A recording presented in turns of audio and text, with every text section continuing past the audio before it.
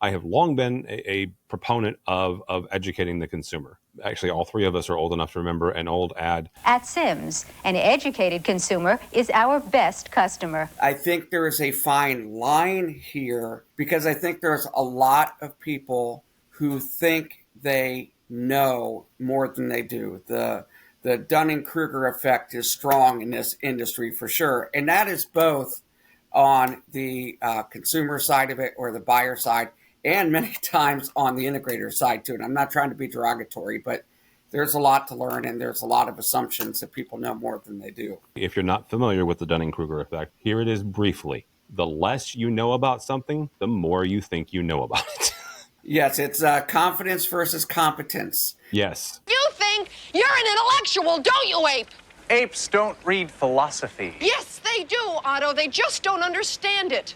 Bose and Epson partner together for a brand new projector. The impact of streaming on CI and educating your customer for a better experience. All that and more next on ResiWeek. This is ResiWeek, episode 495, recorded Monday, August 4th, 2025. Crossing the streams.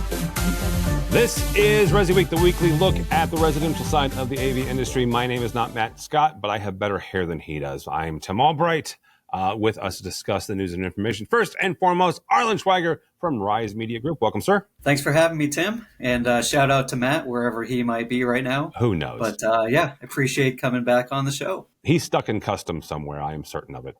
Probably trying to bring over some maple syrup or something. That's a bad Canadian joke.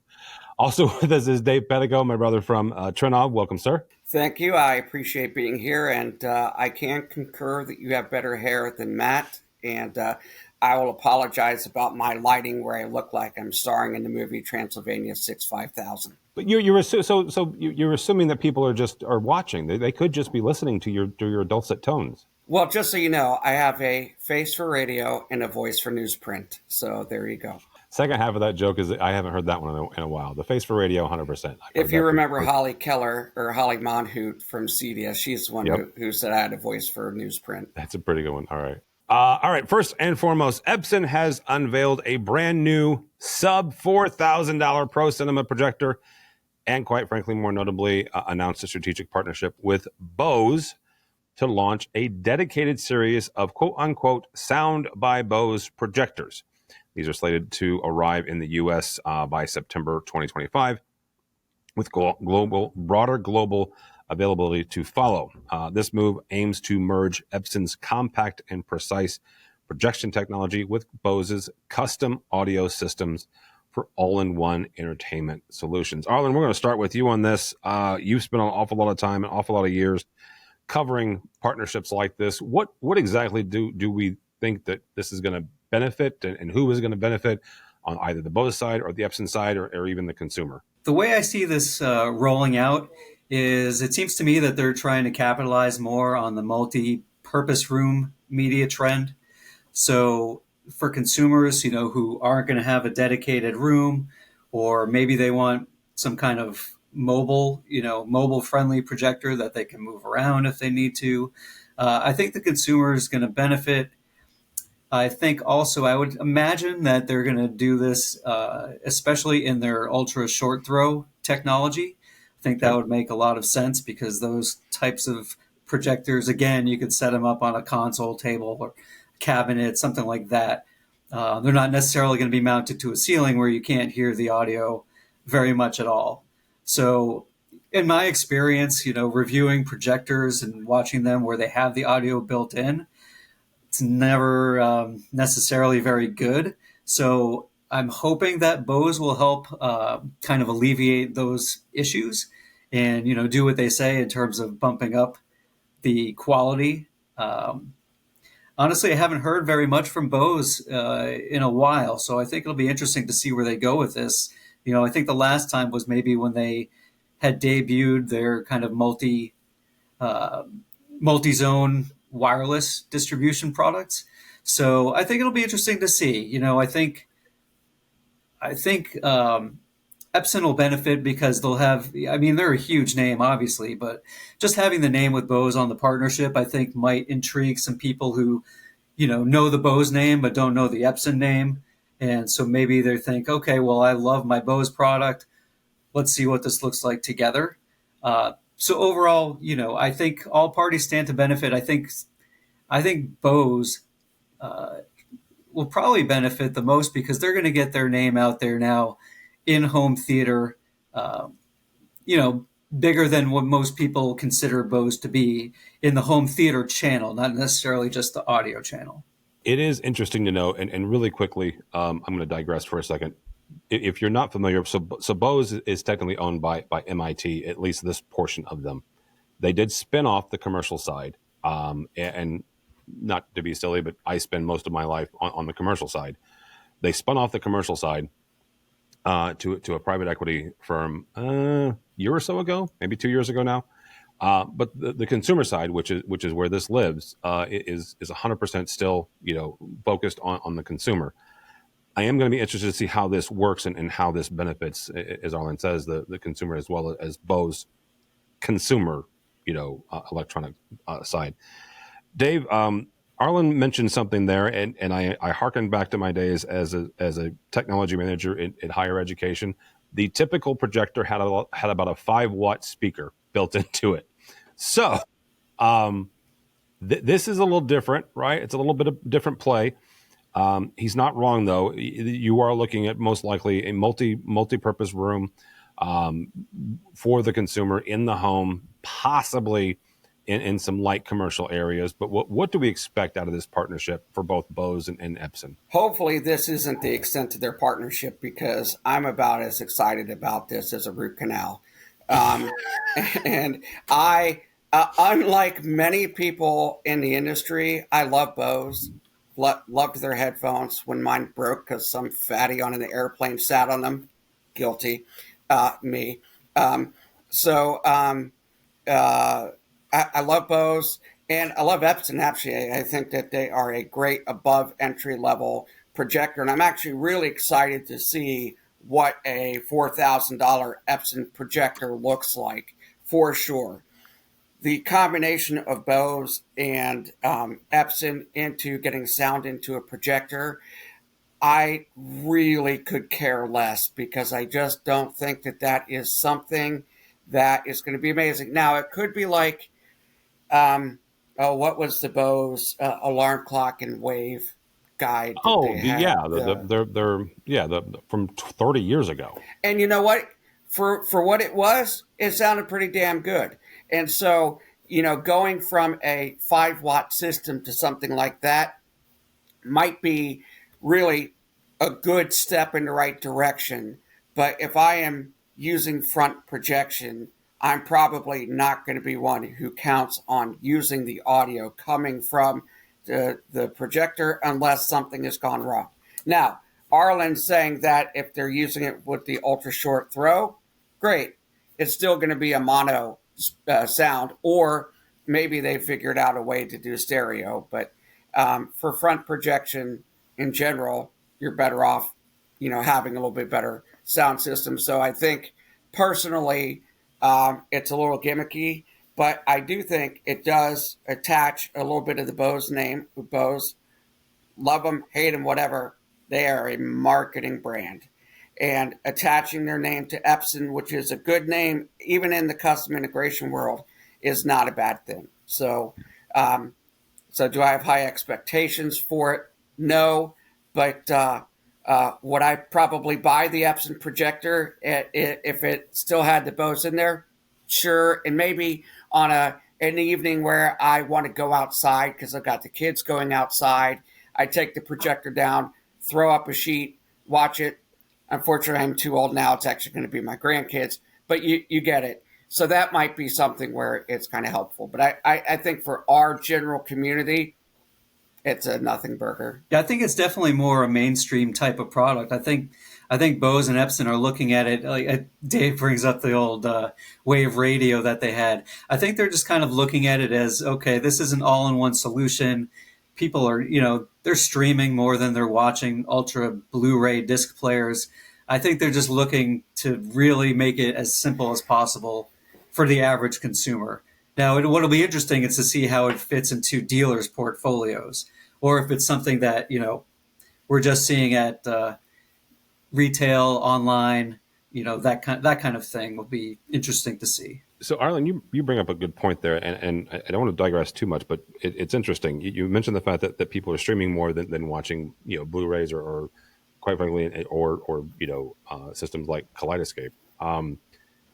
What does that do? What is that phenomenon? And it's not even a new phenomenon. It's been happening. That shift has been happening for the last 5 or 6 years, not just to companies like Epson, but to networking AV systems, right? Where used to be there was a number of folks who had their bread and butter was networked AV, and you could the selling point was you can send all of your video and all of your audio all throughout your house. Where today that streaming has taken over that. What is that shift in the consumer and in the home AV market? What does that do to brands that have, again, leveraged a lot of their backbone on distributed audio and distributed video, or companies like Epson? Well, I think the brands that you're mentioning before, I think those are still going to be important for the CE Pro channel, the CEDIA channel. And I think that's part of why you're going to say, okay, here's why I'm going to hire an integrator, because they can do things like this. They can give you higher quality. I mean, a lot of projection companies, I think, maybe that aren't so much selling from the channel might be looking more at someone just plugging in a Roku stick or a Fire Stick or, something like that next to it, where it would be easy enough to have the audio coming out of the projector if you want that.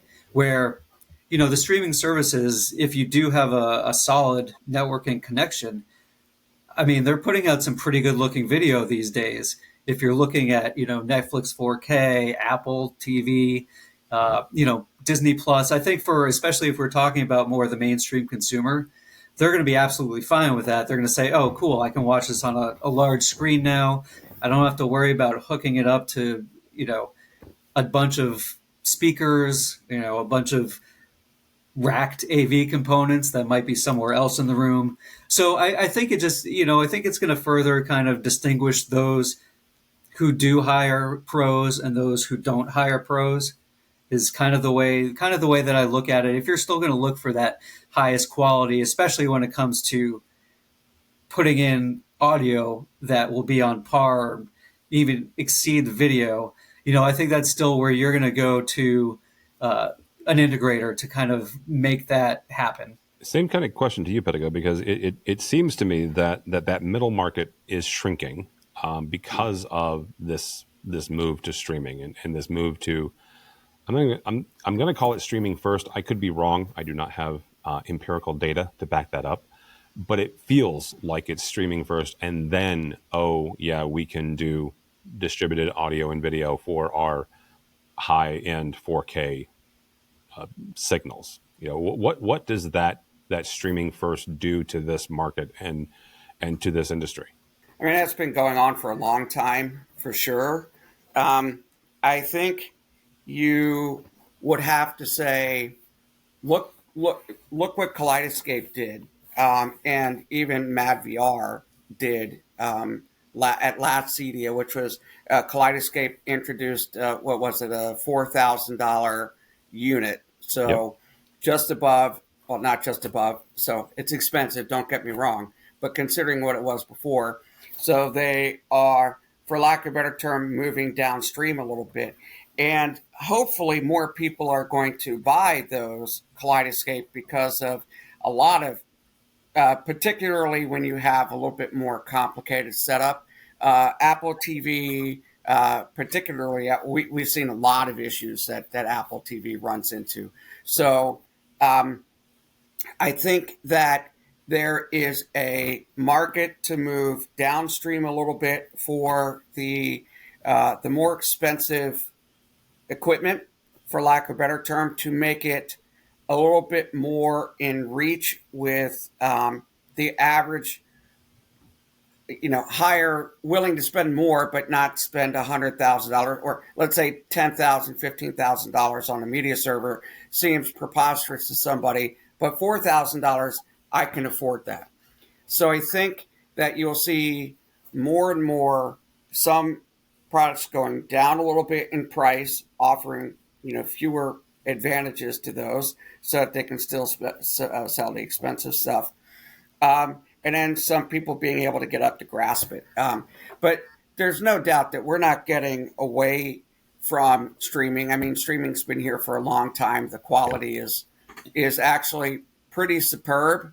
And, so I don't see any shift back to Blu-ray. I mean, sure, there are some people who might, but so ultimately, I think there is a market for the CD dealer, the CD integrator, even let's say the integrators who are doing the smaller systems, the $10,000 to $15,000 theaters, those kind of things, and beyond.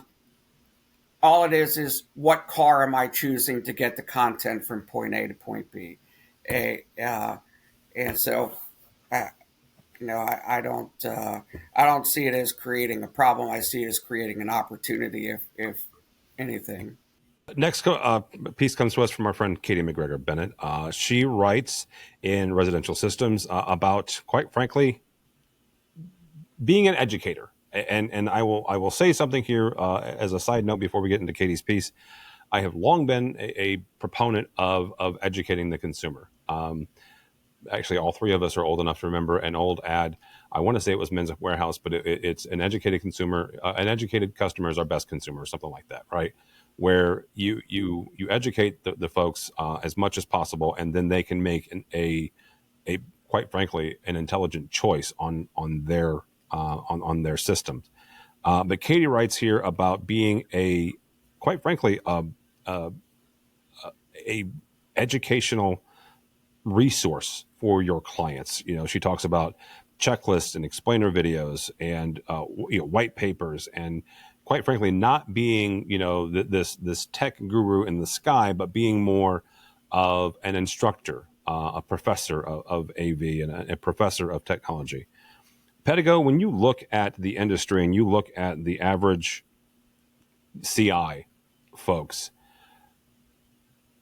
how do we get them to grasp this, and how do we get them to wrap their head around being an educator instead of a salesperson? Let me start out first by saying that of all the articles that you sent me this week, Katie's was my favorite, and it's no surprise. I love Katie to death. I think she's amazing, and she's spot on. I love the concept of the education and steering people towards what they need, not what you want. Kind of thing. I am not a hard salesman at all. I think there is a fine line here in two different directions. One of those is for lack of a better term, mansplaining, and trying not to be condescending to somebody, because I think there's a lot of people who think they know more than they do. The Dunning-Kruger effect is strong in this industry for sure. And that is both on the consumer side of it, or the buyer side, and many times on the integrator side too. And I'm not trying to be derogatory, but there's a lot to learn, and there's a lot of assumptions that people know more than they do. So it's hard to do. However, we are in the golden age, the beginning of the golden age of artificial intelligence. And so if you're an integrator and you want to go down this route, and I think it's great. So I'll give you an example. We're revising our level 1 certification, doing a lot more of it online. We publicized that. And so we're doing scripts, and, I'll do short videos, those kind of things. So I will write a script, and I'll write what I want. And I think it's probably, let's say, 80% of the way there. I will put it in a chat GPT, and I'll say, do two things. One is to make sure the tone sounds good. How is this tone? And then can you check to make sure that whatever I put in there is factually correct? Or there's times where I get writer's block, and so I'll just say, hey, I'm getting writer's block. Put this in here. Can you write an outline for me? Can you do this? And then it gives me the ability to then go right through that writer's block, because I've always found it easier to modify a document than it is to create it from scratch. So for those who are take the position of not being a hard salesperson, being an educator with clients who are willing to be educated. That is another thing. Some people don't give a crap. They don't want to know. I think it's great. And the tools out there today are unlike anything that we've ever had. And it's only getting better, for sure. So I spend the $20 a month for the ChatGPT Pro, and it's worth every penny. Really quickly, if you're not familiar with the Dunning-Kruger effect, I would suggest you watch a couple of YouTube videos. Here it is briefly. The less you know about something, the more you think you know about it. Yes, it's confidence versus competence. Yes. There's a lot of people who are very confident without a lot of competence. That's for sure. Basically, like, you feel like you know a lot right at the beginning. And as you start to learn more, you realize that you know less and less and less and less and less until you get to like the Floyd Tool level. And then you can go back up. Arlen, same kind of question is how do we get CI dealers to grasp this concept and quite frankly embrace it? Yeah, well, the first thing I think, since Dave was talking about it, there are so many ways and so many tools out there that you can make yourself be more presentable as the authority, the expert on the topics that you're going to be talking to, not only homeowners, but say interior designers and architects and all of those people as well. So, it could definitely help with attracting the other trades as well as the consumers. But, it's one thing, they've been talking about, you talk to dealers for a long time, and some of the mantra has been, people don't know what they don't know. So that's kind of been like, talking the talk, but walk the walk to do with that. How are you going to relay that to the consumer? And it has to be through education, or it has to be through, all right, you're going to find us on social platforms. And then when you come to talk to us, and I don't know how many dealers do, like, okay, if you want to come in and have a free consultation about what you might be getting. But I think once you're able to hook them in, then that's when you really have to educate them. Or maybe you put like a little breadcrumb out there and say, hey, did you know this? Did you know you could do this with a control system or a lighting system or whatever? Give them one tidbit that makes them think, and then come in and learn a whole lot more about your system. Because, like I said, the dealers talk about it a lot, but it's really, doing an action on that, whether it's, you're talking about yourself providing more value to a customer than just a single transaction or whatever. Well, part of that value has to be telling them about, here's what you should probably have in your home. We're going to listen to you and give kind of our interview about, how do you use your home? How do you use certain spaces? And we're going to take a look at that because of our professionalism and because of our expert value on these things. Here's why you should learn about this. And I think that also goes along with integrators saying that they're going away from the tech talk, and they really want to be more about the narrative, the storytelling, the bringing people through room by room, and doing it that way, as opposed to, all right, here's the tech specs you need on your new projector or your new multi-room audio system or whatever it's going to be. So I think the tools are out there. I've heard ChatGPT used a lot, not only to come up with your own types of, whether script might be a right thing, but your own type of material that you can create, but also as a way to practice. I've heard people use of ChatGPT to practice interviewing a potential client. And so they can, you could use that and say, all right, well, what should I improve on here? Where should I go with this question they might have and this question? And, not only that, but these days when people are going to search for you, we know that consumers do lots of searches before they go out and make purchases. Yep. So they're going to look and, maybe they're going to hope to have some sort of Amazon review come up, or, whatever else come up when they search for home theater or who can install home theaters in my area. And it's going to be important for integrators with the way that the new Google search algorithms are going, where they're throwing stuff out the window and leaning more on, third-party authority in certain subjects. They're going to need to do some of that on their own site, and where they're going to have something in blogs where it's going to be, we know the answer to that question, and that's likely to better show up in the search rankings. So I think all of that combined, there's just a lot more incentive to do that these days, I think, because, we know they've always competed with the Amazons or, the Google searches to come up with something, and, oh, hey, maybe they're going to go try and find the lowest price thing they can. Or they're going to, like Dave said, of course, it's on the consumer as well to want to be educated. But we know with certain dealers who have, weekly lunch and learns for trade partners, they're going to have like VIP nights potentially for consumers.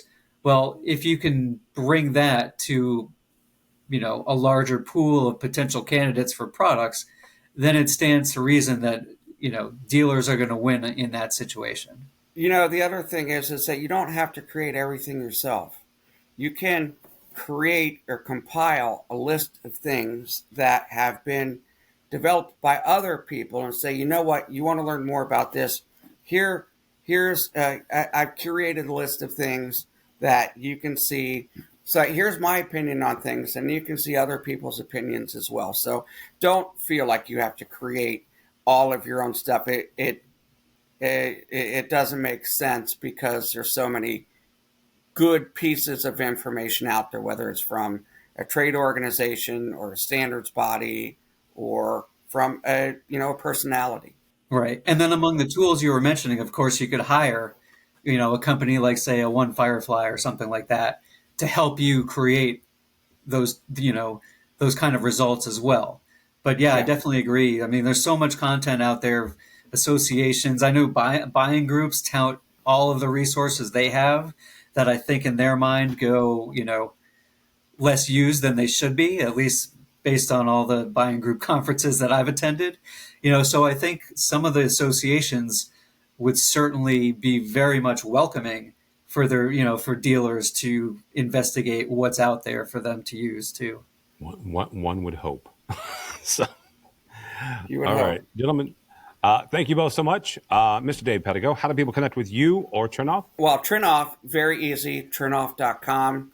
Me on X, Twitter, whatever you want to call it, it's at Dave Pedigo, and Dave.Pedigo at Trinnov.com. Mr. Arlen, good to see you, sir. How do people connect with you or Rise? Good to see you. First, I'll say with Dave, I saw Trinnov at this weekend's Audio Advice Live show. Oh, nice. People are in for a great CD Expo. Absolutely. Awesome. Yes. So Rise Media Strategy is the website, risemediastrategy.com. My new email address there, it's Arlen, Arlen, at Rise Media Strategy. And as always, you can look me up on LinkedIn too, just Arlen Schweiger. Should be easy enough to find. I think I'm the only one on LinkedIn with that name. There's like 10 Tim Albright, so I am very envious of you. My name is Tim Albright. Do not follow me anywhere because at this point, I'm about ready to start complaining about the Chicago Bears.